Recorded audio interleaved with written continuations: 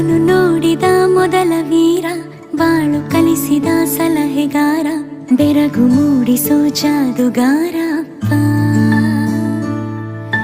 ಹಗಲು ಬೆವರಿನ ಕೂಲಿಕಾರ, ರಾತ್ರಿ ಮನೆಯಲ್ಲಿ ಚೌಕಿದಾರ, ಎಲ್ಲ ಕೊಡಿಸುವ ಸಾಹುಕಾರ ಅಪ್ಪ.